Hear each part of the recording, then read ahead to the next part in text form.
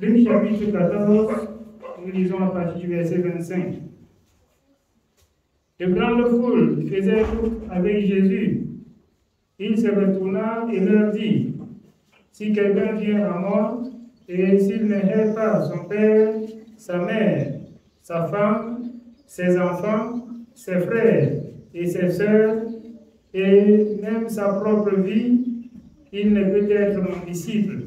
Alors, écoutons très bien ce message de Luc quand le Seigneur dit au peuple. La foule était derrière Jésus. Jésus dit, si quelqu'un veut venir après lui, s'il ne hait son père, sa mère, ses frères, ses enfants et même sa propre vie, il ne peut être son disciple. Je voudrais qu'on comprenne le message plus spirituellement, parce que les uns et les autres mélangent les pédales. On parle comme ça, vous partez vous attaquer charnellement aux gens. Il s'agit ici de résister à celui qui veut te faire perdre le salut. Il s'agit ici de les résister, de ne pas laisser Dieu et faire la volonté des hommes. Pour ta propre vie demain, tu ne dois pas, à cause de tes désirs, de ce qui te plaît, tu abandonnes la parole de Dieu pour ce qui te plaît. Quand il parle des enfants, des mamans, de ta femme ne doit pas te faire abandonner Dieu. Ton enfant ne doit pas te faire abandonner Dieu. Tu dois lui résister. Parce que les gens comprennent mal ce message, on part maintenant et on dresse les coups de poing pour lutter avec la famille. Quand on n'a pas compris. Si longtemps que je vis avec qui que ce soit, s'il ne me dérange pas dans le service de mon Dieu, je ferai la volonté de mon Dieu aussi sans chercher ce qui doit le déranger. Je pourrais être réticent envers lui quand il veut m'amener à abandonner mon Dieu. Je serai alors son adversaire, certainement même son ennemi, parce que je hais la conduite du pécheur. Elle ne va pas s'attacher à moi selon son 101. Pour celui qui a cru, pour celui qui n'a pas cru, vous ne deviez pas juger ceux qui n'ont pas cru selon vos enseignements. Ceux qui n'ont pas cru n'ont pas cru. Mais vous ne deviez pas laisser la parole de Dieu tomber en faveur de ceux qui n'ont pas cru. Vous deviez, à votre niveau, les montrer que vous êtes deux personnes différentes. Deux personnes différentes. Comment? Dans votre conduite, dans votre façon de parler, dans votre manière de vous conduire. Résister à sa maman, alors c'est quand ta maman voudrait que tu fasses quelque chose, que ton Dieu dit non. Mais là, tu prends une parole de la douceur parce que ça c'est Jacques 3. Tu dis, maman, je ne peux pas faire parce que Dieu me dit de faire comme ceci. Et alors, si elle veut user le droit de maman, alors il doit avoir résistance. Tu dois résister contre elle.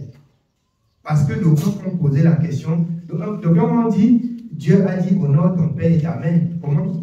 Alors, tu peux honorer ton père et ta mère et jusqu'à dépasser Dieu. C'est encore un problème. Quand on dit que ton père va te dire que tu laisses la parole de Dieu, tu laisses la parole. Pourquoi tu ne dois pas laisser? Parce que ton père lui-même a été créé par Dieu. Et ton premier papa, c'est Dieu. C'est Dieu. Tu ne dois pas laisser la parole de Dieu en faveur de ton père. Mais quant à ce que ton père te demande quelque chose qui est à ton pouvoir de le faire sans consulter Dieu, tu dois l'honorer en le faisant tout simplement. Mais si ça entre dans la loi de ton Dieu, tu dois lui résister. C'est pourquoi je résiste à toute forme de doctrine diverse et étrangère. Que ce soit les gens de ma maison, que ce soit ceux avec qui j'ai commencé à prier, une doctrine diverse et étrangère vient, je résiste. On peut se séparer parce que je ne dois pas prendre part. Le Seigneur me dit, ne prenez point part aux œuvres infructueuses des ténèbres. Si un tiers de personnes se dirigent vers la brousse et que je dis, vous avez pris le chemin de la brousse, il me dit, allons ensemble, je vais les laisser partir. C'est tout. Parce que chacun rendra compte de sa part à Dieu. Tous, nous avons entendu la voix de ce grand Dieu. Mais je vous dis encore ce matin dans Genèse, Dieu a créé l'homme libre. Dans Deutéronome, Dieu exhorte l'homme en disant, je mets devant toi deux voies. Le bien, qui est, bien aimé, la vie. Le mal, qui est la mort. Je te conseille de choisir la vie afin de vivre toi et ta postérité. Toi et ta postérité. On dit que les choses arrivent à ses enfants, ça vient d'où? Ça vient de ta vie. Ça vient de ta vie. Ce que tu as fait depuis longtemps, tu as oublié. J'ai appris dans l'Exode que Dieu a fixé un jour, a préparé un jour pour punir le péché. Ça vient de ta vie. Certes, il ne laisse aucun péché impuni. Chaque péché, Dieu punit. Chaque péché, Dieu punit. Pour que les gens ne disent pas ce qui m'arrive aujourd'hui alors que je sais Dieu. Tu as fait combien d'années de rébellion en brousse dans les ténèbres? Quand on vient implorer la grâce de Dieu, que ce soit dans les douleurs, que ce soit dans les bons moments, on ne doit pas oublier ce que Dieu a dit. Même si on a des douleurs atroces. Rester avec les regards fixés sur Dieu, c'est ce qui apporte la solution. Mais quand on veut chercher des solutions d'à côté, on va se tromper et puis même on peut embrasser des doctrines diverses et étrangères parce qu'on est en voie des solutions pour nos maux. Donc, le message, alors, si tu ne hais ta propre vie, si tu ne hais ton père, si tu ne hais ta mère, si tu ne hais ton mari, si tu ne hais, elle est spirituelle, et plus spirituelle. Si ta mère voudrait te déstabiliser de ta vie, tu lui résistes. Toi-même, tu quittes. Sortez du milieu.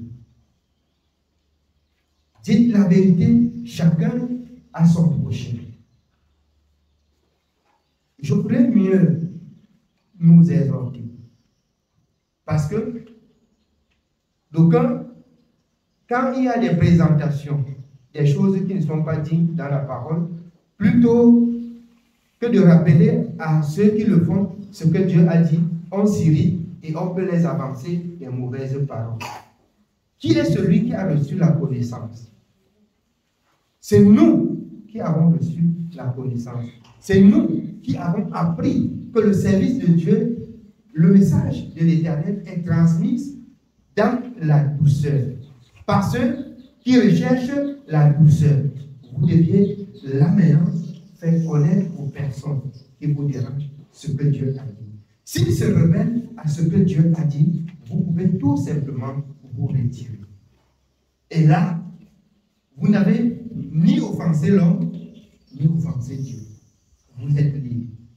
Pourquoi? Parce que vous quittez à cause de la justice. Vous laissez des personnes à cause de la justice. Maintenant, on trouve les enfants de Dieu aujourd'hui qui se sont chamaillés avec des païens parce que les païens veulent faire ce que Dieu n'a pas permis. Alors, je vais vous poser la question. Et toi et le païen, là, quelle est la différence? Si vous vous chamaillez, Vous êtes deux païens. Vous êtes deux païens. Et tu n'as pas même plus pire que pour lui parce que c'est toi qui as reçu les enseignements. Et ainsi, à cause de toi, un peuple périt. Et tu rendras compte à Dieu. Parce que tu n'as pas honoré Dieu devant les hommes. Vous savez pourquoi Moïse n'a pas atteint Canaan? Parce qu'à un moment donné, quand le peuple se sent agité, Moïse s'est irrité. Moïse s'est irrité. Et le Seigneur a dit, alors, puisque le peuple se fâche, tu te fâches. Qui est celui qui conduit le peuple? C'est toi, Moïse. Tu verras Canaan, mais tu ne vas pas entrer. Moïse se répand. Que la volonté de l'Éternel soit faite. Et Dieu a pris en compte sa repentance. C'est pourquoi je dis toujours, il y a eu avec le Seigneur Jésus la transfiguration pour donner au peuple de comprendre que Dieu a pris Élie, il a pris Moïse et que ces hommes sont au sein de l'Éternel. Pour nous montrer que Moïse n'a pas servi Dieu pour rien. Et le Seigneur nous fait savoir que les choses qui sont passées aux âges passés, bien aimé que ça reste pour nous des instructions. Vous voyez juste un peu que Moïse est sérieux. De même que vous, en tant qu'enfant de Dieu, au milieu des païens, vous vous dites ce que les païens. Je suis préparé. Le Seigneur a dit, ils vous feront la guerre. Je suis préparé que les païens, même des religieux, vont me combattre. Ce que je dois chercher à comprendre et à connaître, c'est ce que Dieu a dit. Ce n'est pas ce que le païen ou le religieux dit sur nous. Peu importe, comme l'apôtre Paul dit dans le livre d'1 Corinthiens 4. Alors, je n'ai pas peur du jugement des hommes. Ce que l'homme doit craindre au juste, c'est le jugement de Dieu. C'est le jugement de Dieu. Pour vous qui ne glorifiez pas le nom de l'Éternel devant les hommes, l'Éternel aussi non plus ne vous glorifiera pas au dernier jour à cause de vos œuvres.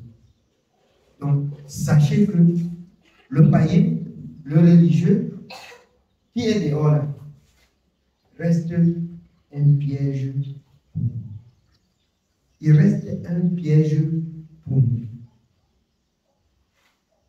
Il reste un piège pour nous, religieux et païen.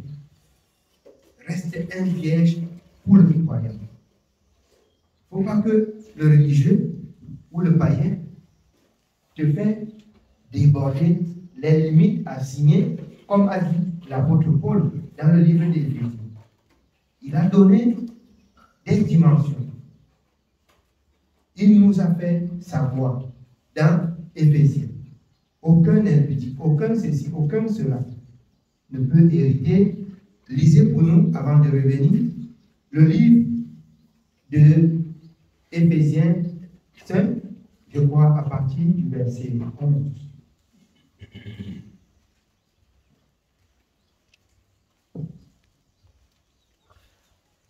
Éphésiens chapitre 5. Commençons au verset 11. Et ne périssez point aux œuvres infructueuses des ténèbres, mais plutôt condamnez-les. Ne prenez point part aux œuvres infructueuses des ténèbres. La part des œuvres infructueuses des ténèbres ne se retrouve pas à l'église, mais dehors. C'est dehors. Ça reste derrière. Ne prenez point part. Oui. Car il est honteux de dire ce qu'ils font en secret. Mais tout ce qui est condamné est manifesté par la lumière, car tout ce qui est manifesté est lumière. C'est pour cela qu'il est dit, réveille-toi, toi qui dors, réveille-toi d'entre les morts, et Christ t'éclairera. Réveille-toi d'entre les morts. c'est-à-dire le croyant, au milieu de ceux qui dorment, c'est le païen. C'est le païen. Mais étant au milieu d'eux, réveille-toi, souviens-toi de ce que Dieu a dit.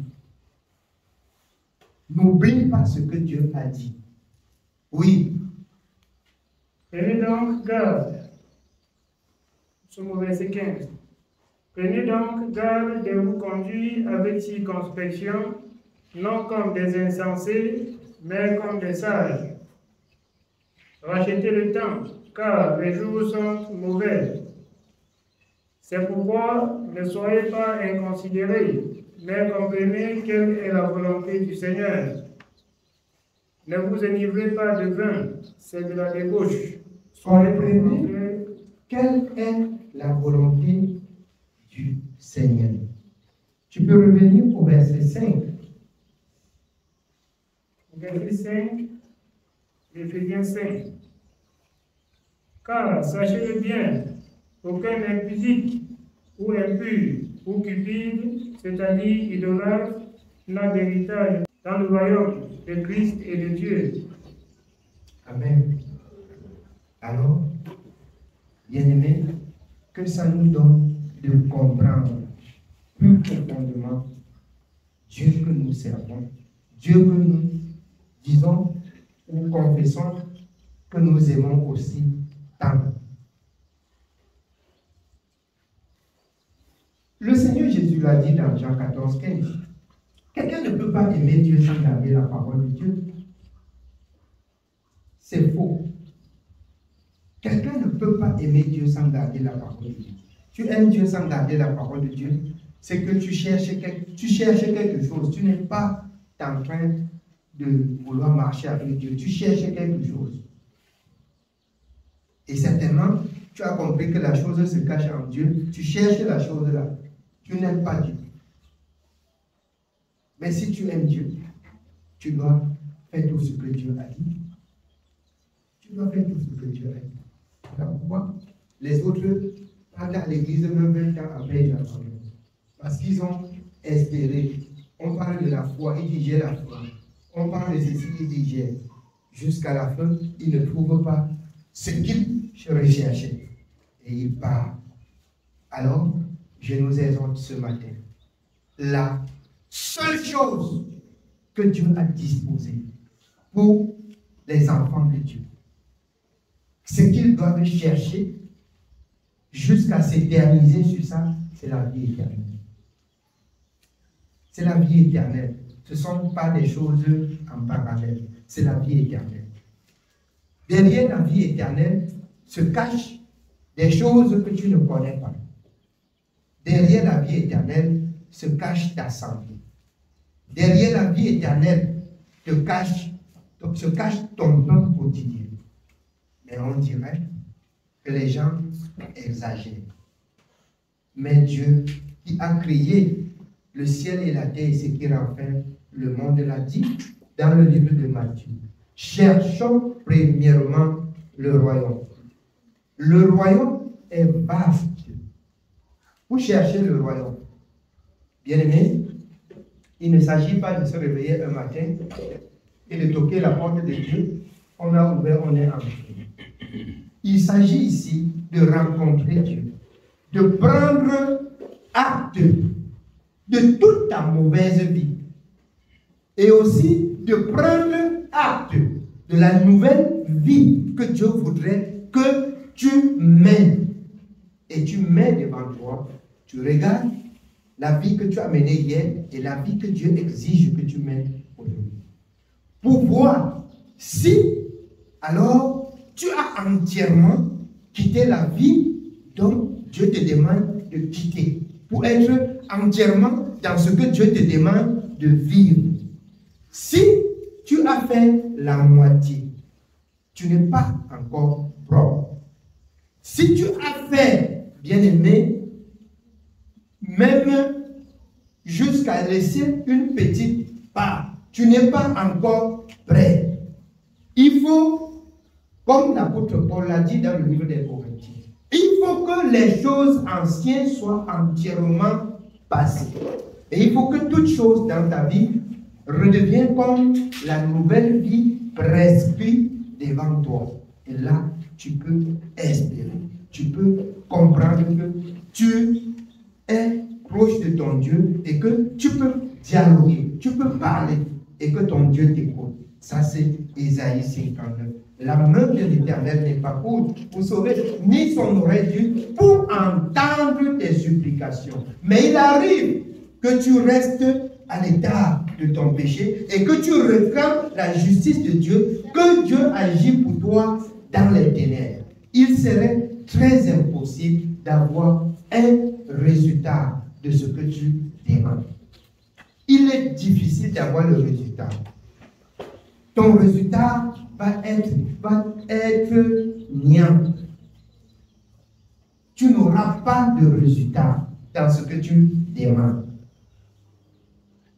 Si ta vie n'est pas ce que Dieu a parlé de la nouvelle vie, les choses anciennes sont passées et voici, toutes choses sont devenues nouvelles. Quelqu'un dira, je suis à l'église tous les jours.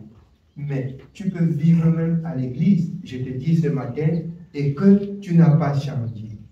Bien-aimé, ta position devant Dieu, ça ne compte pas.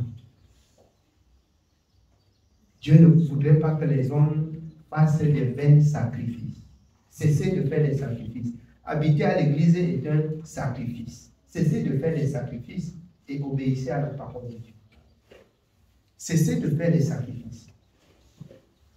Vous pensez qu'on peut vivre dans la maison où on prie Dieu là. Si on vit là-bas, l'ennemi passe là. Il ne peut pas m'atteindre. On peut habiter tous ici là. Toi que ta vie n'est pas bien, la porte là est ouverte uniquement sur toi. L'ennemi vient et il te réclame. Et Dieu laisse la possibilité qu'il atterrisse que sur toi. Parce que là, Dieu n'a point pas avec toi. C'est pourquoi tu peux habiter même à l'église et tes douleurs soient atroces. Donc ce n'est pas le fait d'être à l'église qu'on soit enfant de Dieu. Mais c'est le fait de mettre en pratique. Fais ce que Dieu a dit de passer à l'ancienne vie, à la nouvelle vie. C'est ça qui transforme. C'est ça qui rapproche l'homme de son Dieu. C'est ça qui, bien aimé, éloigne la présence de l'ennemi. Cherchez premièrement le royaume et la justice. Nous devions rentrer dans le livre de Luc 14, nous étions au verset 25.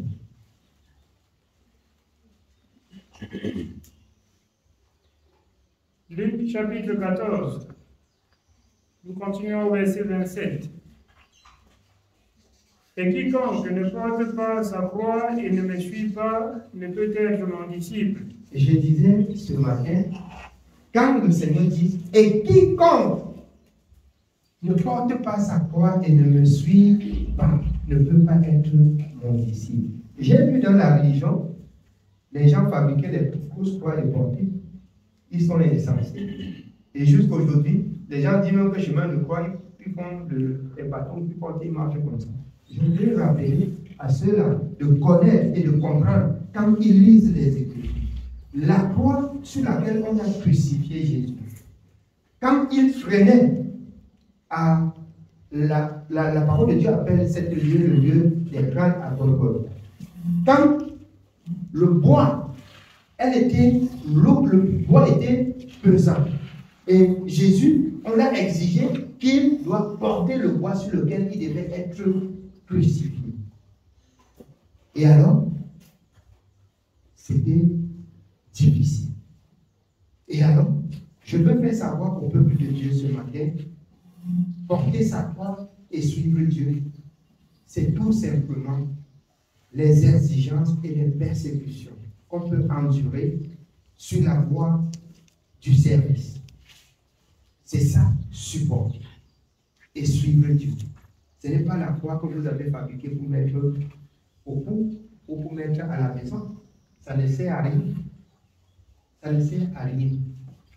Dieu n'est pas représenté quand vous mettez la croix et vous dites même que c'est la croix de Jésus. Jésus était sur la croix qui est sur ton cou. On peut le crucifier sur ça. C'est l'ignorance. C'est l'ignorance. Dans Deutéronome, il n'est pas représenté. Jésus n'est pas représenté. Vous voyez, dans les religions, on a sculpté, comme il dit dans Ésaïe, on fait des représentations de ceci et de cela. Ça, c'est le folklore. Alors, porter sa croix et suivre Jésus, bien aimé, c'est aussi les difficultés qu'on peut avoir sur le chemin du service de l'Éternel. Et on supporte, comme Jésus a supporté, porter la croix pour être crucifié. Amen. Oui, bien aimé. Nous sommes au verset 28. Car lequel de vous, s'il veut bâtir une tour, ne s'assied d'abord pour calculer la dépense et voir s'il a de quoi la terminer, de peur qu'après avoir posé les fondements, il ne puisse l'achever et que tous ceux qui le verront ne se mettent à le rayer. Écoutez bien. Ça veut dire, quand tu commences à dire que tu vas servir Dieu, on ne te dit pas qu'il y a aussi beaucoup.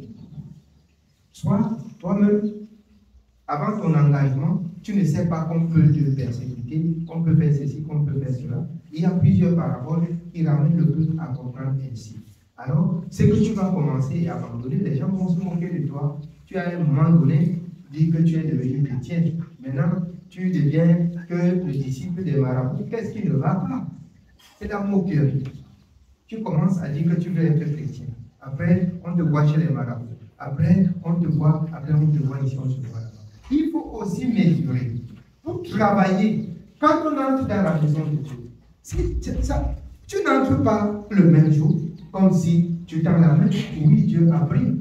Mais il y a tout un travail, il y a tout un mécanisme de travail à faire pour entrer en contact avec Dieu. Il y a ta vie passée, que tu dois prendre connaissance de ta vie passée. Pour dire, oui Seigneur, j'ai compris, et prendre des guérisons. Il y a maintenant la vie nouvelle, que tu vas dire, oui Seigneur, et tu entres dans la vie nouvelle. Pendant que tu entres dans la vie nouvelle, tu peux interroger Dieu. Si au juste tu as laissé la vie ancienne, Dieu va te parler dans la vie nouvelle. Mais dans la vie ancienne, Dieu ne peut pas te parler. Dieu ne peut pas te parler. Et si longtemps que tu dis que tu as laissé la vie ancienne et quelques vies anciennes s'approchent de toi, Dieu ne pourra pas te parler. Tu peux rester dans la maison de Dieu jusqu'à dire que ce qu'on dit Dieu là, c'est faux. Oui, tu vas comprendre sur toi que c'est faux. Parce que sur toi, il y a encore plein de choses fausses. Il n'y a rien de vrai en toi. Quand il y aurait des choses de vrai en toi, tu dois comprendre ce qui est de vrai en Dieu. Et c'est ça la vie du croyant. On périt et on dit, la parole de Dieu n'agit pas. Comment Dieu va-t-il agir dans notre cœur? Il serait difficile. Même si vous êtes ancien à l'église, Dieu ne connaît pas ancien. Ancien, Dieu ne le connaît pas. Dieu reconnaît ceux-là qui mettent en pratique sa parole. Et ce qui fait un ancien, c'est l'obéissance. Ce n'est pas le nombre de temps qu'il a passé à l'église. Quand les gens viennent, oh, pendant qu'on créait l'église, j'étais là, on peut faire de moi ancien. Ancien pécheur. Oui. Ancien des pécheurs. Un ancien des pécheurs. Un ancien, c'est celui qui refait que la vie nouvelle, que sa vie. Quand les nouveaux viennent comme ça, il peut en un temps encore être transformé par ta façon de te conduire. C'est ça qui fait de toi ancien. Ce n'est pas le nombre de temps que tu as passé à l'église. C'est ça qui fait de toi ancien. Amen. Oui, bien aimé. On conclut. Nous continuons au verset 29. de peur qu'après avoir posé les fondements, ils ne puissent l'achever, et que tous ceux qui le verront ne se mettent à le rayer, en disant, cet homme a commencé à bâtir, et il n'a pu achever. Ou quel roi, s'il va faire la guerre à un autre roi, ne s'assied d'abord pour examiner s'il peut, avec 10 000 hommes, marcher à la rencontre de celui qui vient l'attaquer avec 20 000.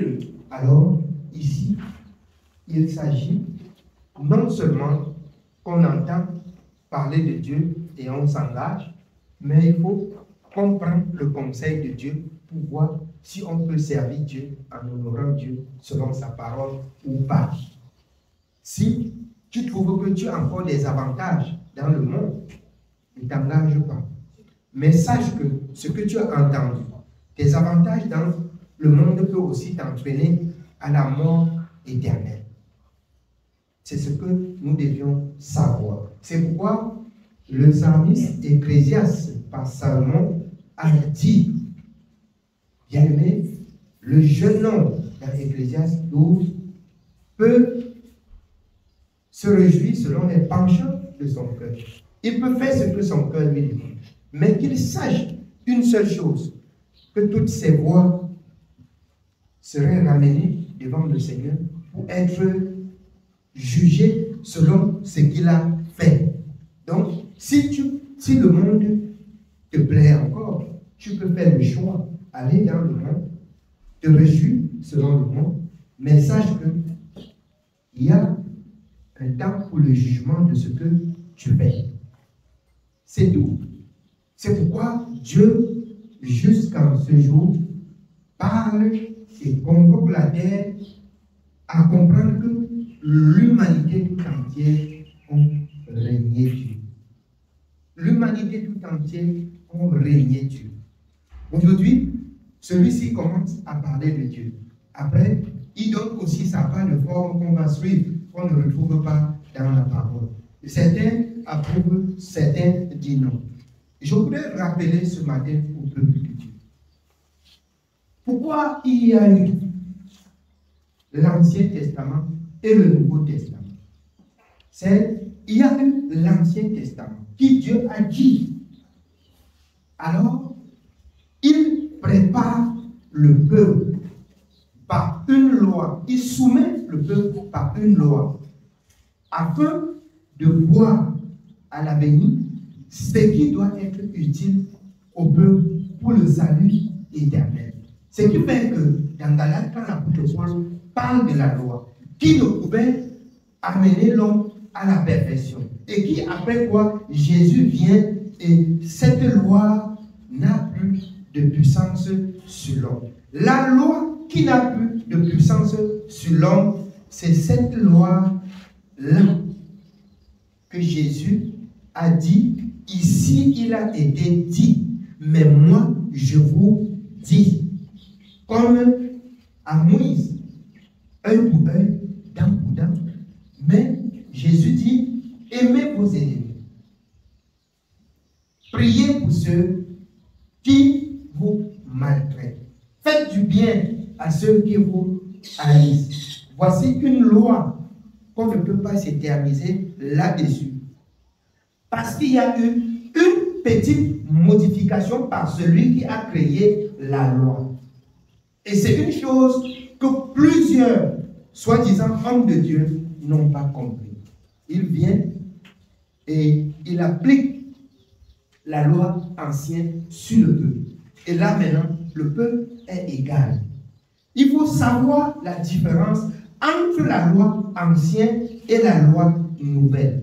Ce que Jésus a touché sur la loi ancienne, je m'incline sur ce qu'il a touché. Ce qu'il n'a pas touché, je reste comme lui-même il a regardé et resté. C'est pourquoi il a dit qu'il n'est pas venu abolir la loi, mais jusqu'à ce que tout soit accompli. Qu'est-ce qui devait s'accomplir? Alors, il a dit, le scandale doit arriver dans le monde. Ce scandale, c'est que Jésus devait être crucifié. Et malheur à celui par qui le scandale doit entrer dans le monde. Et alors, chacun des disciples a commencé à dire, Seigneur, est-ce moi? Est-ce que c'est... Chacun se posait la question. Chacun se posait la question. C'est la même chose que beaucoup se posent des questions dans la loi et la foi. Ils n'ont pas compris la différence entre la loi que Dieu a donnée à Moïse et la parole du Seigneur qu'il est venu pour dire, même jusqu'à ce que Paul dit, Moïse a été dans la maison comme serviteur, mais Jésus l'a été comme fils de la maison. Et il y a une très grande différence entre serviteur de la maison et fils de la maison. Le serviteur de la maison ne peut pas hériter la maison, mais le fils de la maison peut hériter. Il peut avoir part à l'héritage de la maison. Ça veut dire, celui qui avait part à la parole n'était que Jésus. Et c'est pourquoi plusieurs, soi-disant, serviteurs, ce que Jésus a touché, et il dit non, Moïse avait dit ici. Et c'est à cause de cela que Paul a souffert. Paul allait voir les souverains sacrificateurs, prenait des lettres et fait mettre en prison ceux qui prêchaient la doctrine de Jésus. Et jusqu'aujourd'hui, c'est la même chose. On rejette cette doctrine et les gens périssent. On applique la loi. Mais là, il y a eu une très grande différence entre Paul et les soi-disant serviteurs d'aujourd'hui. Parce que, soi-disant serviteurs d'aujourd'hui, ils parlent de la loi. Mais ils n'appliquent même pas, ils ne font même pas de cette loi une application à leur personne. Mais ils exigent, ils imposent sur le dos du peuple de Dieu. Et voilà pourquoi ils ne peuvent même pas se retrouver, être sauvés comme un Paul. Le Paul de Jésus est celui-là qui voudrait que la loi, que rien ne soit ôté, ainsi que tout le peuple devait honorer Dieu selon la loi transmise à Moïse. Et Dieu a trouvé qu'il était sincère dans son cœur pour cette loi. Le Seigneur l'a saisi. Tu es un instrument de paix. Je vais t'utiliser pour la paix, pour l'humanité. C'est pourquoi Dieu l'a premièrement aveuglé, jusqu'à ce qu'il comprenne que c'est le Dieu créateur, que c'est le Dieu supérieur qui lui a saisi.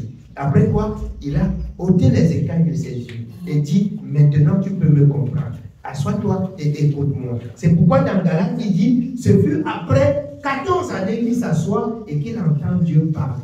Et alors il fait ce que Dieu dit. Et quand il remonte vers ceux qui étaient les plus considérés, les apôtres, alors on examine. Et on voit que tout ce qui s'est accompli avec Paul, c'est la même chose qui s'accomplissait avec eux. Là, ils pouvaient le tendre la main d'association. Et plus personne n'était sur la route, ni Paul, ni les apôtres.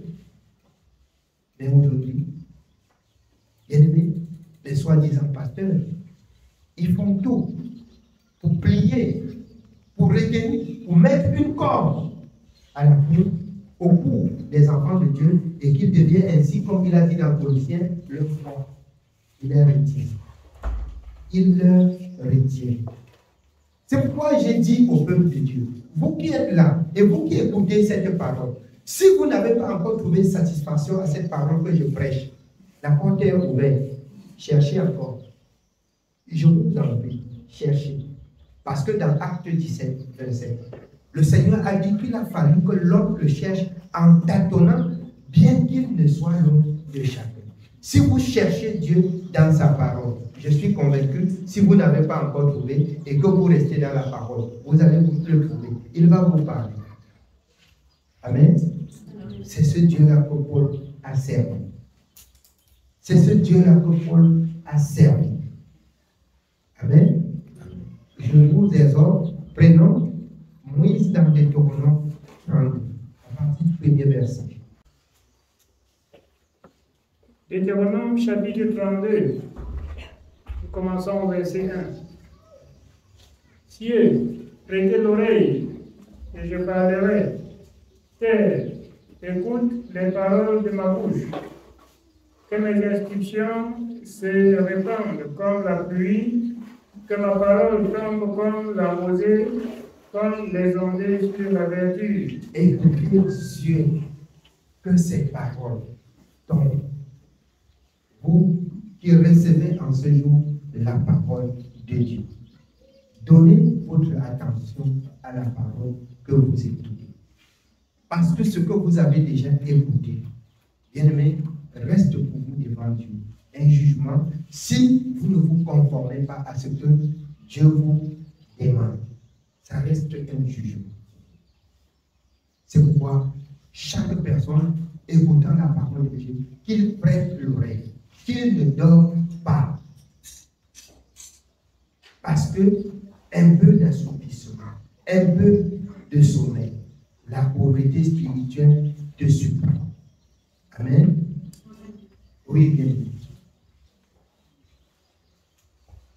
Que ma parole tombe comme la rosée, comme des ondées sur la verdure, comme des gouttes d'eau sur l'herbe.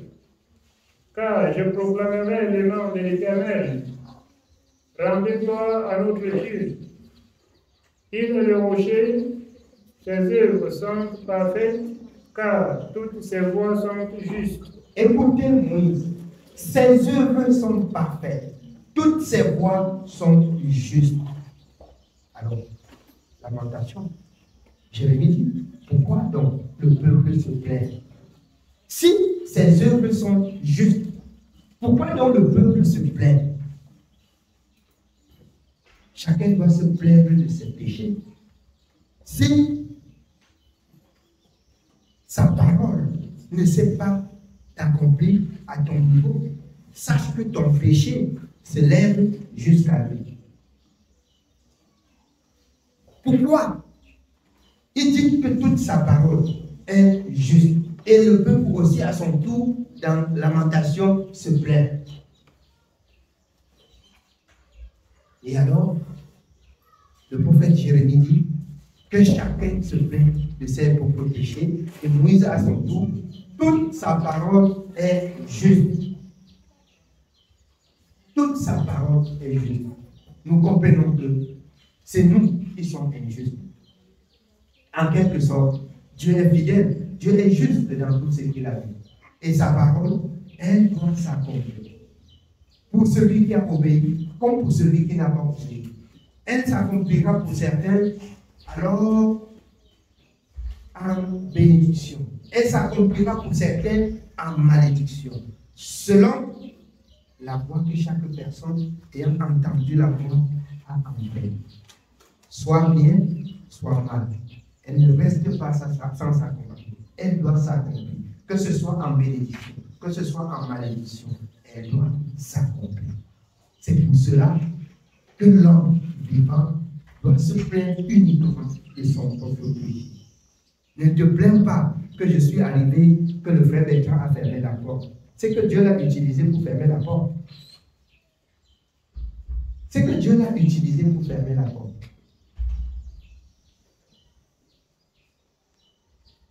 C'est pas ça.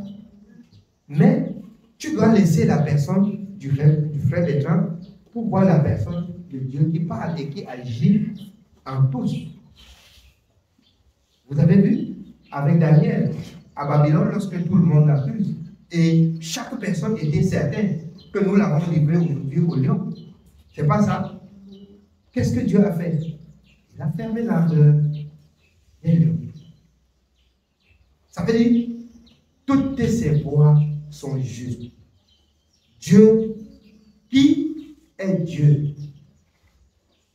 Comme il dit dans Lamentation par Jérémie. N'est-ce pas tout ce qui arrive, il dit quoi? Il peut empêcher. Il peut empêcher que de telles douleurs que tu n'aies plus.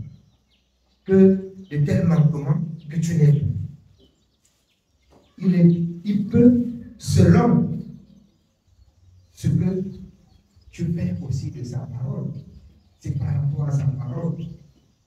C'est ta considération envers sa parole qui lui pousse d'agir et de t'accorder une portion double de ce que tu recherches. C'est selon ton cœur. Donc, quand ces choses ne s'accomplissent pas pour toi, il faut voir plutôt ta vie, ne vois pas les gens.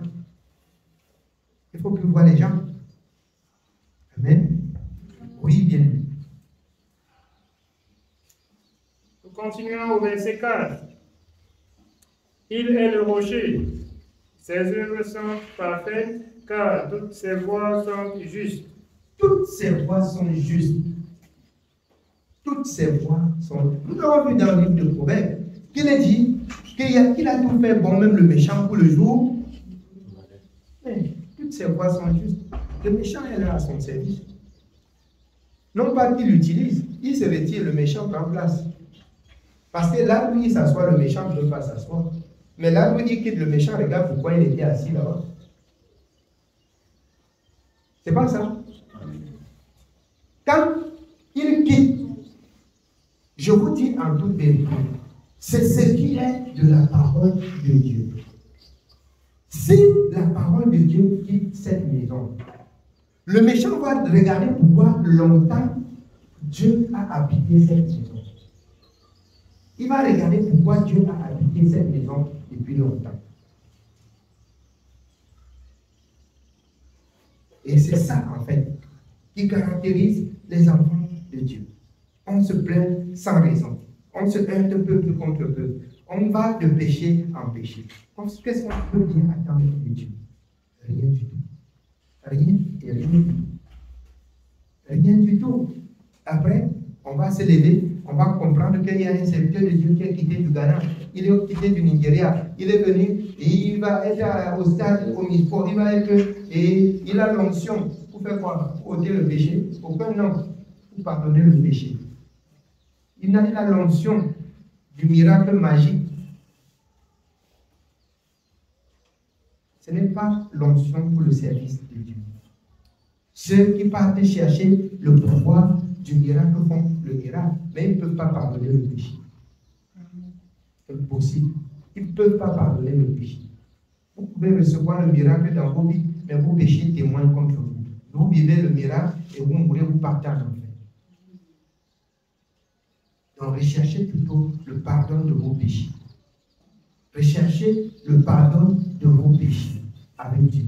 Et non, recherchez les grands hommes de Dieu pour aller vous prosterner devant eux. Ils prient pour vous, ils vous touchent. Si vous arrivez à... C'est la folie. C'est la folie. Vous entendez bien ce que Dieu dit. Vous entendez bien ce que Dieu dit. Vous comprenez bien ce que Dieu dit. Mais vous ne faites pas. Vous cherchez les hommes de Dieu du feu pour faire le miracle dans vous. Ce sont des miracles mensongers. Et qui, dans le livre de Matthieu 24, doit se faire avant l'avènement du Seigneur. Il va se lever par l'ennemi des multiples prodiges et miracles, si bien que s'il était possible, même les élus devaient se laisser séduire. Mais vous pensez que je vois les contrôles qu'on fait là, je peux me laisser saisir par le miracle. Le Père du miracle, c'est mon Dieu. S'il n'a pas trouvé bon de faire le miracle dans ma vie aujourd'hui, c'est que ma vie est peut-être dans le noir. Je dois chercher plutôt à sortir ma vie du noir, afin que ces miracles s'accomplissent aussi pour moi. Amen. Oui, bien aimé, on continue. Il est le rocher, ses œuvres sont parfaites, car toutes ses voies sont justes. C'est un Dieu fidèle et sans iniquité, il est juste et droit. S'ils se sentent corrompus, à lui n'est point la faute. Si le peuple, après avoir écouté la parole, se sent corrompus, à lui n'est point la faute. Ça ne lui regarde pas. Si après qu'il vous donne des instructions, vous choisissez le chemin des ténèbres, ça ne lui regarde pas. Il a parlé, il a parlé. Ça ne lui regarde pas. Oui. S'ils se sentent corrompus, à lui n'est point la faute. La honte est à ses enfants, race fausse et perverse. Est-ce l'Éternel que vous en rendez responsable, peuple insensé et dépourvu de sagesse? N'est-il pas ton Père, ton Créateur? N'est-ce pas lui qui t'a formé et qui t'a affermi? Rappelle à ton souvenir les anciens jours. Passe en revue les années, génération par génération. Interroge ton Père et il te l'apprendra. Tes vieillards et ils te le diront. On ne dit pas des vieillards qui sont dans ton village. On ne parle pas de ton père charnel. Il s'agit ici de consulter la vie d'Abraham, de consulter la vie d'Isaac, de consulter la vie de Jacob. Interroge ceux-ci. Ce sont nos parents. Interrogez-les et vous saurez ce que Dieu a fait avec eux. Amen. Oui, bien dit.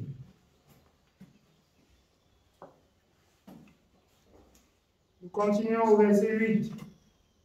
Quand le Très-Haut donna un héritage aux nations, quand il sépara les enfants des hommes, il fixa les limites des peuples, d'après le nombre des enfants d'Israël, car la portion de l'Éternel, c'est son peuple. Jacob est la part de son héritage. Il l'a trouvé dans une contrée déserte, dans une solitude aux effroyables hurlements. Il l'a entouré, il en a pris soin, il l'a gardé comme la prunelle de son œil. Pareil à l'aigle qui éveille sa couvée, voltige sur ses petits, déploie ses ailes, les prend, les porte sur ses plumes. L'Éternel seul a conduit son peuple, et il n'y avait avec lui aucun Dieu étranger.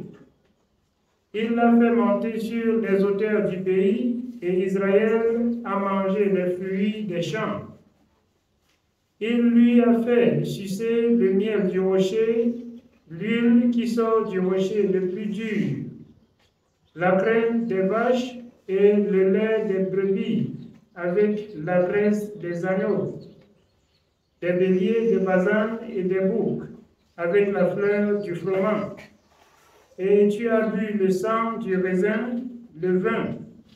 Alors, comprenez quel amour Dieu a eu pour Israël. Il a manifesté son amour, si bien que même dans les champs, quand il marchait, dans les lieux, Dieu réservait ce qu'ils vont manger quelque part et il les dirige par là et ils mangent. Aujourd'hui, le peuple de Dieu dit que Dieu ne peut plus faire ça. Dieu ne peut plus donner. Le Dieu qui a créé le ciel et la terre, c'est un Dieu qui ne change pas. Les hommes peuvent changer, mais Dieu ne change pas. Tout ce qu'il a dit dans sa parole, elle s'accomplira. Et elle s'accomplira pour ceux qui croient, pour ceux qui restent fermes dans la parole que Dieu a dit. Même si ça met l'ordre, ça va impacter positivement la vie de ceux qui ont aussi gardé cette parole. Il y a quelque chose de bien qui t'attend dans la persévérance, dans la souffrance avec Dieu, dans la souffrance et dans la persévérance. Il y a quelque chose de bien qui t'attend. Et quand tu dois continuer à servir Dieu, à faire sa volonté, à marcher comme il veut. C'est cet bonheur-là que de ce jour, tu vas mettre devant toi. Mais avant cela, il y a beaucoup d'épreuves. Il y a beaucoup d'épreuves que si tu n'es pas, si tu n'as pas dans ton cœur l'esprit de persévérance, alors tu vas perdre cette grâce à cause de toi-même. À cause de toi-même. Comme le Seigneur l'a dit dans la Bible, vous perdrez votre héritage par votre faute. Il y a un héritage réservé pour chaque enfant, pour chaque peuple de la maison d'Israël. Amen. Oui, bien. Nous continuons au verset 15. Israël est devenu gras et il a regimbé. Tu es devenu gras, épais et replet, et il a abandonné Dieu, son Créateur. Il a méprisé le rocher de son salut. Écoutez, il est devenu gras. Il a mangé bien ce que Dieu lui a donné. Il est devenu gras. Il est devenu costaud. Il vit bien. Il dort bien. Il a des belles maisons. Et du coup, il oublie celui qu'il a choisi. Il oublie celui qui a fait finir ses souffrances. Il oublie, il le met de côté. Et la conséquence en est grave. Aujourd'hui, on sauve, on rencontre Dieu. Alors, il y a des bénédictions, il y a de quoi manger, il y a de quoi survivre bien, aisément.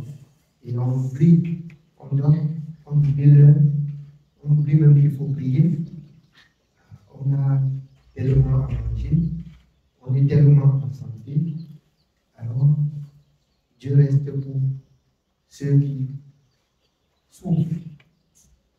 C'est ainsi qu'Israël a dit. Dieu reste pour ceux qui souffrent. Dans des bons moments, dans l'Ecclésiaste 7, il faut louer Dieu. Dans des moments difficiles, il faut réfléchir. Voilà ce qui est écrit dans la parole.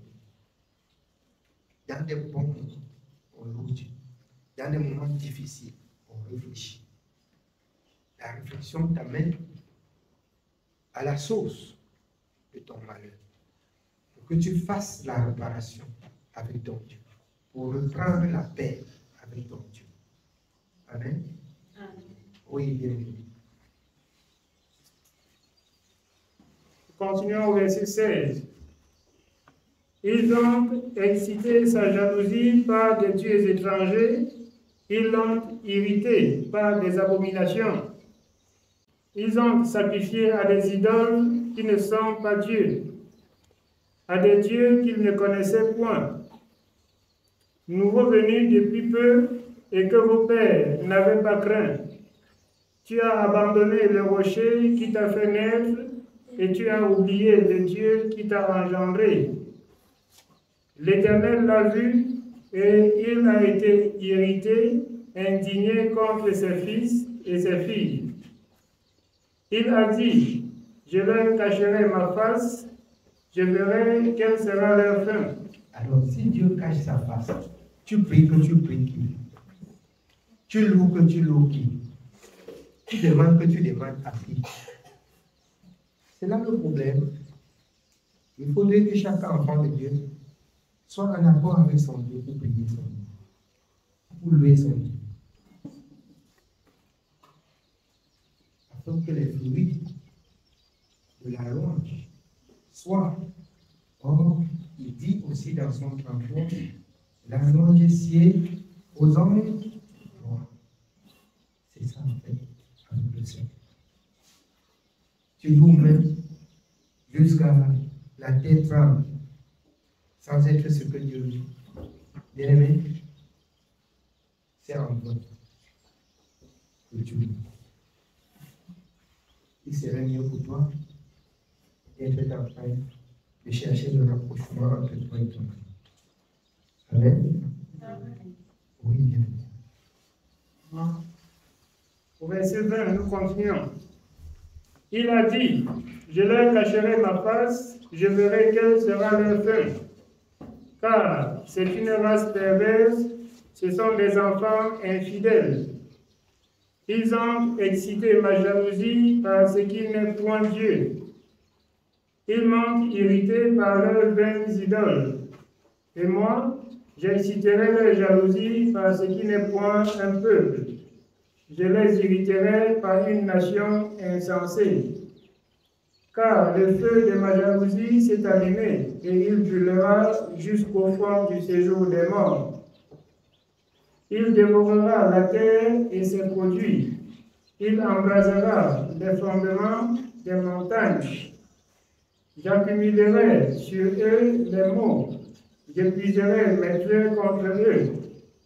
Ils seront desséchés par la faim, consumés par la fièvre et par des maladies violentes. J'enverrai parmi eux la dent des bêtes féroces et le venin des serpents. Au dehors, on périra par l'épée, et au dedans, par d'effrayantes calamités. Il en sera du jeune homme comme de la jeune fille, de l'enfant à la mamelle comme du vieillard. Je voudrais dire, je les emporterai d'un souffle. Je ferai disparaître leur mémoire d'entre les hommes. Mais je crains les insultes de l'ennemi. Je crains que leurs adversaires ne se méprennent et qu'ils ne disent, notre main a été puissante. Et ce n'est pas l'Éternel qui a fait toutes ces choses. C'est une nation qui a perdu le bon sens et il n'y a point en eux d'intelligence. S'ils étaient sages, voici ce qu'ils comprendraient, et ils penseraient à ce qui leur arrivera. Comment un seul en poursuivra-t-il 1000, et deux en mettra-t-il 10 000 en fuite? Si leur rocher ne les avait vendus, si l'Éternel ne les avait livrés, car leur rocher n'est pas comme notre rocher, nos ennemis en sont juges. Mais leur vigne est du plan de Sodome et du terroir de Gomorrhe. Leurs raisins sont des raisins empoisonnés, leurs graines sont amères, leur vin, c'est le vin des serpents, c'est le poison cruel des aspics. Cela n'est-il pas caché auprès de moi, scellé dans mes trésors? À moi la vengeance et la rétribution, car leur pied chancellera. Car le jour de leur malheur est proche, et ce qui les attend ne tardera pas. L'Éternel jugera son peuple, mais il aura pitié de ses serviteurs, en voyant que leur force est épuisée, et qu'il n'y a plus ni esclave, ni homme libre. Il dira, où sont leurs dieux? Le rocher qui leur servait de refuge, ces dieux qui mangeaient la graisse de leurs victimes, qui buvaient le vin de leurs libations, qu'ils se lèvent, qu'ils vous secourent, qu'ils vous couvrent de leur protection. Sachez donc que c'est moi qui suis Dieu, et qu'il n'y a point de Dieu près de moi. Je fais vivre et je fais mourir, je blesse et je guéris, et personne ne délivre de ma main. Car je lève ma main vers le ciel et je dis, je vis éternellement. Si j'aiguise l'éclair de mon épée, et si ma main saisit la justice, je me vengerai de mes adversaires et je punirai ceux qui me haïssent. Mon épée dévorera leur chair, et je livrerai mes flèches de sang, du sang des blessés et des captifs, de la tête des chefs de l'ennemi. Nation, chantez les louanges de son peuple, car l'Éternel venge le sang de ses serviteurs, il se venge de ses adversaires, et il fait l'expiation pour son pays, pour son peuple. Moïse vint,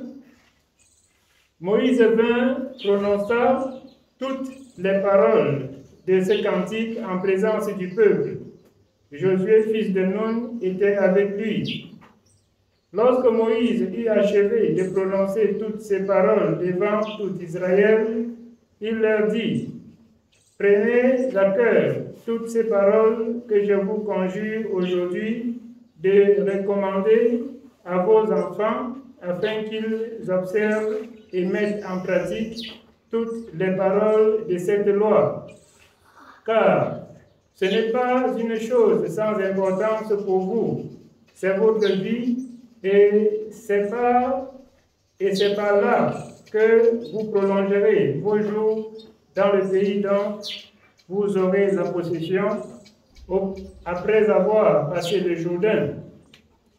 Ce même jour, l'Éternel parla à Moïse et dit, « Monte sur cette montagne d'Abarim, sur le mont Nebo, au pays de Moab vis-à-vis de Jéricho, et regarde le pays de Canaan que je donne en propriété aux enfants d'Israël.